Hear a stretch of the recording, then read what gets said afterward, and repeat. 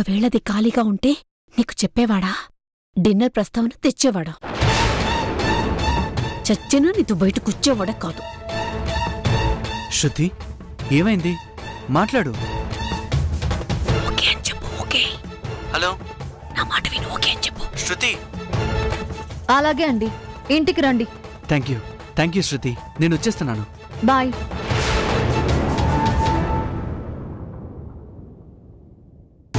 ఏంటత్తా నాతోటే okay చెప్పించావు? శృతి, cool down. భరించలేకపోతున్నా నేను. భరిస్తేనే success అవుతావు, లేదంటే తప్పులో చిక్కుకుంటావు. నువ్వు కళ్లల్లో కోపం, మాటల్లో కరుకుదనం చూపిస్తే ఏం చేస్తున్నాడో బయటికి రాదు. అందుకే స్మూత్గా డీల్ చేస్తే వాటంతటవి అన్ని బయటకొస్తాయి. నాకేం అర్థం కావట్లేదత్తా. ఏదో ఒకటి తాడో పెడో తెలుసుకుంటే సరిపోతుంది కదా. అప్పుడు తప్పు నీదవుతుంది. అనుమానిస్తున్నావని నిందలేస్తారు. ఆ నింద నీకెందుకు? నేను ప్లాన్ చేసి ఫోన్ చేస్తాను. అప్పటి వరకు కూల్గా ఉండు. ముందు నువ్వు ఇంటికెళ్ళు, లేట్ అవుతోంది. సరే అత్తా, నేను వెళ్తాను.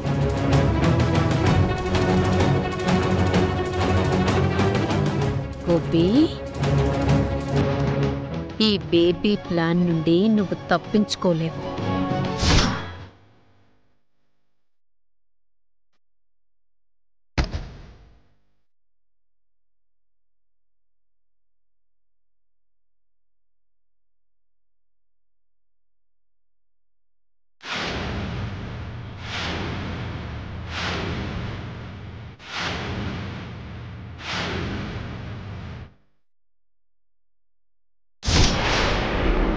నెంబర్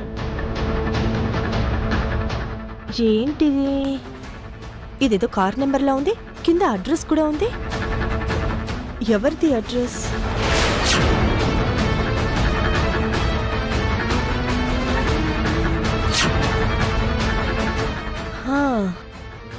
ఈ పేపర్ని అంత సీరియస్గా చించాడు అంటే ఈ కార్ నెంబర్కి, ఇందులో ఉన్న అడ్రస్కి, రాకీకి ఏదైనా సంబంధం ఉందా? ఈ పేపర్ విషయంలో లయ మీద ఎందుకు అరిచాడు? ఎందుకంత చిరాకు పడ్డాడు?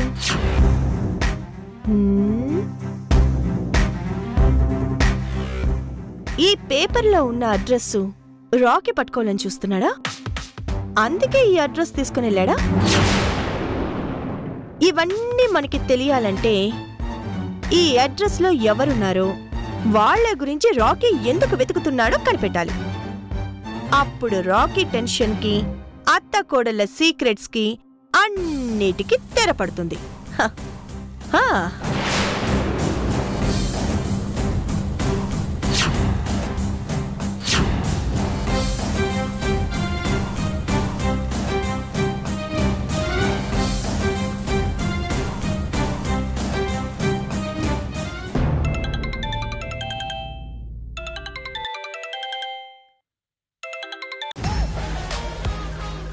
హలో, నమస్తే మేడం. చాలా రోజులకు ఫోన్ చేశారు. నీతో ఒక పని పడింది. చెప్పండి మేడం. మీరు ఏ పని చెప్పినా చిటికలో చేసి పెడతాను. నీకు కారు నెంబరు, దానికి సంబంధించిన అడ్రస్ పంపిస్తున్నాను. ఆ కార్ ఎవరిది, ఆ కార్ అడ్రస్ లో ఎవరున్నారు, మొత్తం డీటెయిల్స్ నాకు కావాలి. పంపించండి మేడం, కనుక్కుంటాను. ఇది చాలా సీక్రెట్. నా గురించి మీకు తెలుసు కదా మేడం. సరే, ఇప్పుడే పంపిస్తున్నా.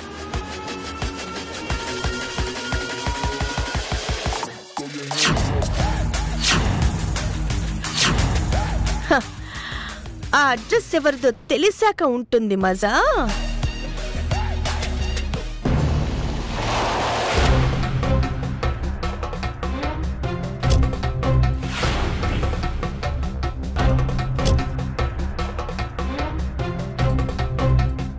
లయా, అమ్మా లయా, లయా. ఏంటత్తయ్యా? అది మొన్న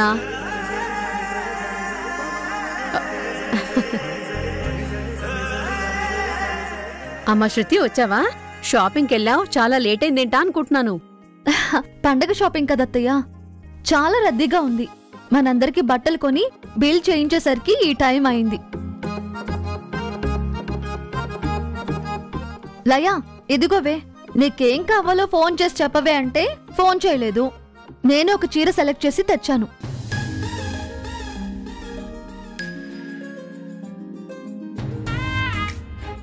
అత్తయ్య, ఇది మీకు. నాకున్నాయి కదమ్మా, నాకెందుకు? మాకు ఉన్నాయి కదత్తయ్య. పండగంటే మీకు లేకుండా మేమెలా కొనుక్కుంటాం? శృతి, చాలా బాగుంది. Thank you.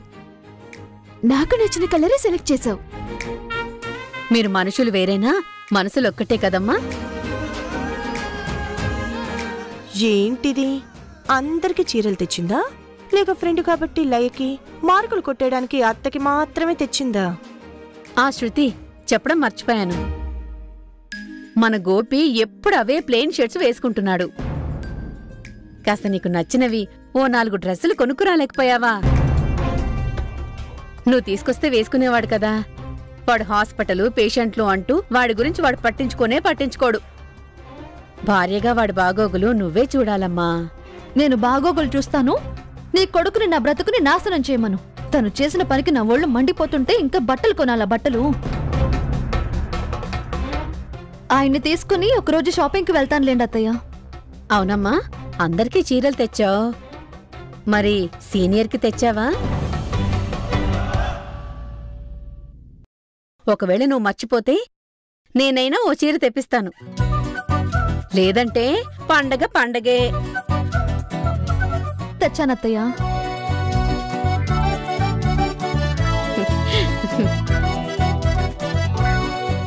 వచ్చావా సీనియరు? ఇదిగో నీ చీర. నీ తోడికోడలు నిన్ను మర్చిపోకుండా కొని తెచ్చింది. హా, తెచ్చింది సరే, మరి నాకు నచ్చుతుందా అని. అందరికీ నచ్చినట్టు కొనాలంటే నాకు దివ్య దృష్టి ఉండాలి. దివ్య దృష్టి కాదు, తేవడానికి మనసు ఉండాలి. హా.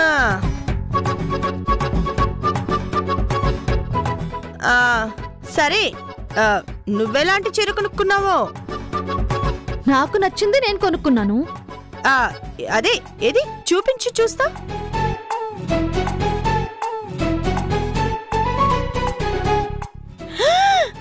బా, చాలా బాగుంది. కానీ నా కోసం కొన్న చీర ఏం బాగోలేదు. బాగోలేకపోవడం ఏంటి? శృతి అందరికీ సమానంగానే తెచ్చింది.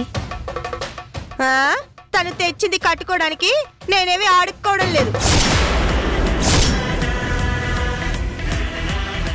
ఈ ఇంటి పెద్ద కోడల్ని, సీనియర్ని. నాకంటూ ఓ ప్రత్యేకత ఉండాలి.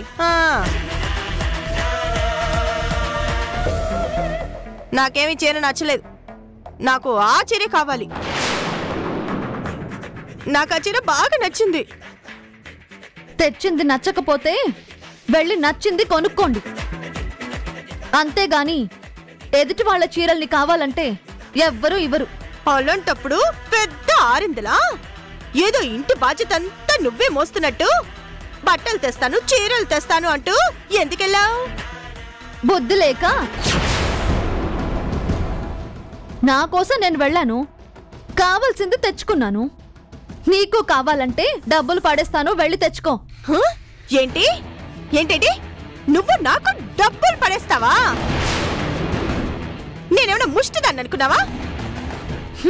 నువ్వెలా అర్థం చేసుకున్నా, ఏమనుకున్నా నాకేం అభ్యంతరం లేదు.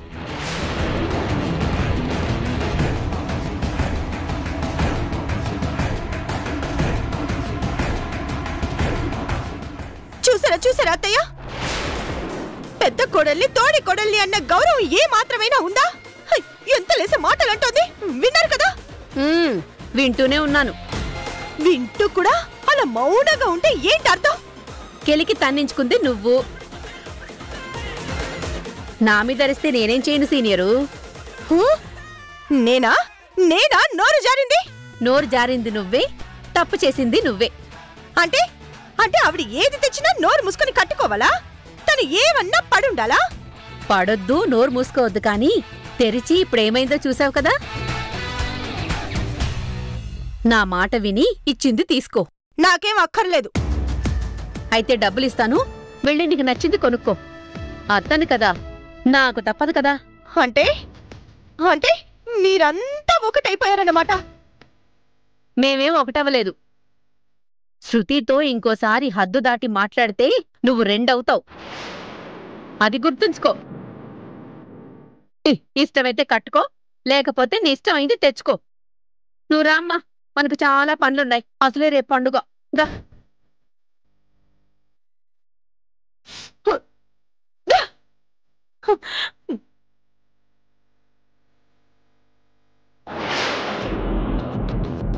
తోడి కొడల్ని అన్న గౌరవం లేకుండా తిడుతుంటే ఆ శృతిని సపోర్ట్ చేస్తావు కదా.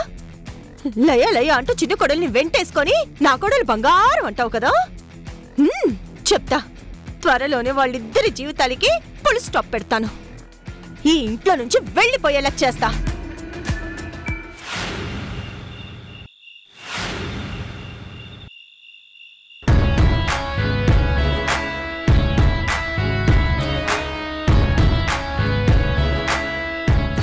ఈ అడ్రస్లో ఈ ఇంట్లో క్రిస్టియన్ వాళ్ళు ఎవరు లేరు. ఆ కారు రీసెంట్ గా అమ్మేశాను. ఎన్ఓసి కూడా ఇచ్చేశాను బాబు. నేనేంటి, నా మెంటాలిటీ ఏంటి, ఎలా ఉండేవాడిని ఎలా మారిపోతున్నాను. ప్రతి క్షణం హ్యాపీగా, ప్రతి నిమిషం నచ్చిన వాళ్ళతో ఫ్రీడంలో మునిగి తేలుతూ ఉండేవాడిని నేను. ఎందుకింత ఒత్తిడి ఫీల్ అవుతున్నాను? ఈ క్షణం తప్ప మరు క్షణం గురించి ఆలోచించని నేను ఎందుకింత డిస్టర్బ్ అవుతున్నాను? ఒక్క పేరు, ఒకే ఒక్క పేరు నన్ను ఇంతలా ఎందుకు కుదిపేస్తుంది? అసలు క్రిష్ అనే పేరు నా మైండ్లో నుంచి ఎందుకు డిలీట్ చేయలేకపోతున్నాను? ఎప్పుడు లేనంతగా లయ గురించి ఎందుకు ఆలోచిస్తున్నాను?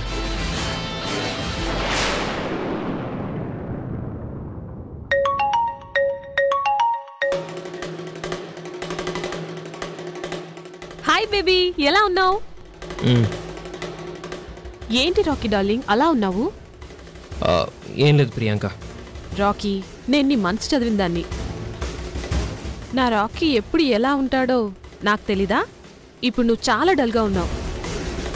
నువ్వు నిన్న పార్టీలోంచి మధ్యలో వెళ్ళిపోయినప్పుడే నాకు అర్థమైంది నువ్వు మెంటల్గా చాలా స్ట్రగుల్ అవుతున్నావని. Thank you. నేను నీ బెస్ట్ ఫ్రెండ్ని, నాకు కూడా చెప్పవా? అదేం లేదు ప్రియాంక. అదిగో మళ్ళీ అబద్ధం. నా దగ్గర నీకు మొహమాటం ఏంటి? నువ్వు ఎలాంటి ప్రాబ్లంలో ఉన్నా నాతో షేర్ చేసుకోవచ్చు. Thank you so much Priyanka. నేనేం చేశానని థ్యాంక్స్ చెప్తున్నావు? నేనేదైనా చెయ్యాలి కదా డియర్. నా మనసేం బాలేదు ప్రియాంక. ఆ మనసుకు మందివ్వడానికే నాలాంటి వాళ్ళున్నది. నేనేం చేస్తే నువ్వు హ్యాపీగా ఉంటావో చెప్పు, చేస్తాను. కానీ నువ్వు ఎప్పట్లా సంతోషంగా ఉండాలి. నాకు నా పాత రాకీ కావాలి. నీ మాటలు వింటుంటే నాకేదో రిలీఫ్ దొరికినట్టు అనిపిస్తుంది. మాటలు కాదు, చేతుల్లో చూపిస్తాను. హ్యాపీనెస్ అంటే ఎలా ఉంటుందో నీకోసం, నీ స్ట్రెస్ రిలీఫ్ కోసం నేనొక ట్రిప్ ప్లాన్ చేశాను. ట్రిప్పా? అవును, రేపు మనం అరకు వెళ్తున్నాం. అక్కడ మా ఫ్రెండ్ వాళ్ళది పెద్ద రిసార్ట్ ఉంది. చాలా బ్యూటిఫుల్గా ఉంటుంది. రేపు మార్నింగ్ మనం అక్కడికి వెళ్తున్నాం. ఓకేనా? ప్రియాంక, అది నైట్ అంతా అక్కడే స్టే చేసి అరకులోయ మొత్తం తిరిగి 2 రోజులు ఎంజాయ్ చేసొద్దాం. నీ మూడంతా సెట్ అయిపోతుంది. నిజమే అనుకో, కానీ ఇంకేం మాట్లాడకు రాకీ. ఫస్ట్ నువ్వు ఈ మూడ్లోంచి బయటికి రావాలి. రాకీ, మీ ఇంట్లో వాళ్ళు, నీ భార్య నిన్ను పట్టించుకోకపోవచ్చు, బట్ నీకు నేనున్నాను. నువ్విలా ఉంటే నేను అస్సలు చూడలేను. నాకు నా రాకీ సంతోషమే ముఖ్యం. Thank you so much Priyanka. నన్ను ఇంత బాగా ఎవరూ అర్థం చేసుకోరు. నీకు నాకు మధ్య థ్యాంక్స్ ఏంటి డియర్? ఈ ప్రియాంక లైఫే నీకోసం అర్పిస్తాను. రెడీగా ఉండు. అలాగే Priyanka. Okay, bye darling. Good night. Good night.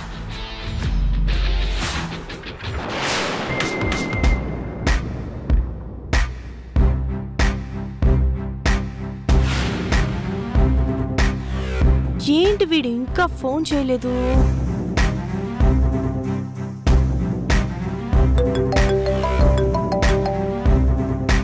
Hello madam, మీరు చెప్పినట్టు అడ్రస్ కనుక్కున్నాను. ఎవరిదా కారు? ఎవరిదా అడ్రస్? మేడం, ఉదయం కూడా ఇదే అడ్రస్ పట్టుకొచ్చి క్రిష్ కావాలని అడిగారట. అతనేం చెప్పాడు? క్రిష్ గురించి తెలీదు, కారు మాత్రం నాదే, నేను షోరూంలో అమ్మేశాను, వాళ్ళు ఎవరికి అమ్మారో తెలీదు అన్నారట. ఇన్నిసార్లు నా ఇంటికి ఎందుకు వస్తున్నారని ఆ పెద్ద ఆయన కోపడ్డాడు మేడం. నాకు అంతా అర్థమైంది. నువ్వు ఫోన్ పెట్టే. Okay madam. అంటే ఇది క్రిష్ కార్ నెంబర్ అయినా అయ్యుండాలి. అందుకే క్రిష్ని వెతుక్కుంటూ రాకీ వెళ్ళాడు. సో క్రిష్కి అత్తయ్యకి లయకి మధ్య ఏదో జరుగుతోంది. లేకపోతే అత్తయ్య లయని ఇంకో మగాడితో ఎలా పంపిస్తుంది? లయ అంత యాక్టివ్గా ఎలా వెళ్తుంది? అసలు భర్త కోసమే ఒక్కసారి కూడా మోడర్న్ డ్రెస్ వేసుకొని లయ రోజుకో మోడర్న్ డ్రెస్ వేసుకొని ఇంతలా మారిపోవడానికి ఎందుకు ట్రై చేస్తుంది? వీళ్ల మధ్య అదేంటో తెలుసుకుంటాను. అప్పుడు చెప్తాను వీళ్ల సంగతి.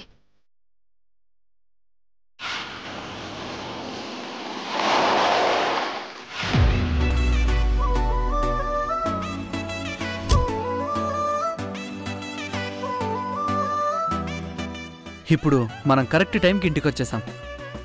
ఇప్పుడు శృతిని తీసుకుని డిన్నర్కి వెళ్తే శృతి ఆనందానికి హద్దులే ఉండవు.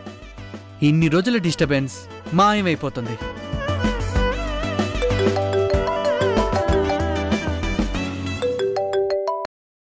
హలో సార్, నేను జ్యువెలరీ షాప్ మేనేజర్ని మాట్లాడుతున్నాను. చెప్పండి. సేమ్ నెక్లెస్ ఇంకొకటి కావాలని ఆర్డర్ చేశారు కదా? ఓకే, 1 వీక్లో వస్తుందన్నారుగా? ఆల్రెడీ వచ్చేసింది సార్, మీరు వచ్చి తీసుకెళ్ళొచ్చు. నిజమా? Thank you very much. చాలా టెన్షన్ తగ్గించారు. ఉంటాను సార్. మంచిది. ఏంటి అన్నీ ఇలా కలిసి వస్తున్నాయి? శృతిని డిన్నర్కి తీసుకెళ్లడం, 2 రోజులకే నెక్లెస్ రెడీ అవ్వడం, పైగా రేపు పండగ. ఇప్పుడు శృతిని డిన్నర్కి తీసుకెళ్ళి రేపు నెక్లెస్ తెచ్చి శృతి మెడలో వేస్తే ఇక ప్రతిరోజు పండగే. శృతి, వచ్చేస్తున్నాను.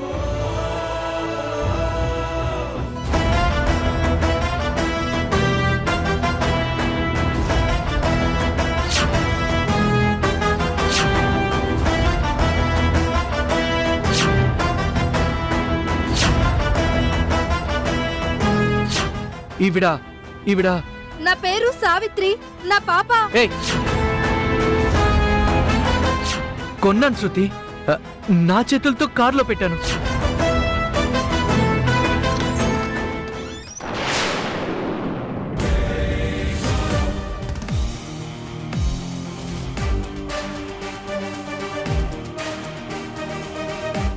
శృతి డార్లింగ్, వదలండి. వదలమంటున్నానా? ఏమైంది శృతి నీకు అలా చిరాకు పడుతున్నావు? ఏం లేదు. ఈరోజు నేను ఎంత హ్యాపీగా ఉన్నానో తెలుసా? అంత ఘనకార్యం ఏం చేశారో? నా శ్రీమతిని డిన్నర్కి తీసుకెళ్తున్నాను. పైగా చెప్పిన టైంకి ఇంటికొచ్చాను. That is Gopalakrishna. చాలా సంతోషం. అందుకే కదా హక్ చేసుకున్నాను. నువ్వేమో డిసప్పాయింట్ చేసావు. ఏమైంది శృతి? నాకు చిరాగ్గా ఉంది. నీ చిరాకు పోయి నువ్వు ఆనందంగా ఉండే విషయం చెప్పనా? చెప్పేస్తున్నా. మన నెక్లెస్ పోయిందని 1 టౌన్ పోలీస్ స్టేషన్లో కంప్లైంట్ ఇచ్చాను కదా. నెక్లెస్ రికవరీ చెయ్యాలంటే 1 వీక్ పడుతుందని చెప్పిన ఎస్ఐ ఆల్రెడీ రికవరీ చేసేసాడంట. రేపొచ్చి కలెక్ట్ చేసుకోమన్నాడు. లక్కంటే మనదే శృతి. ఇలా కంప్లైంట్ ఇచ్చాం, అలా రికవరీ అయిపోయింది. ఎంతైనా ఎస్ఐ మన ఫ్రెండ్ కదా. నేను మరి అంత పిచ్చిదానిలా కనిపిస్తున్నానా? ఏం చెప్పి నేను నమ్మడానికి నోట్లో వేలేసుకున్న చిన్నపిల్లలా కనిపిస్తున్నానా? ఎన్నాళ్ళు అబద్ధాలు చెప్పి నమ్మిస్తావు, నమ్మించి మోసం చేస్తావు. ఏమంటున్నావు శృతి?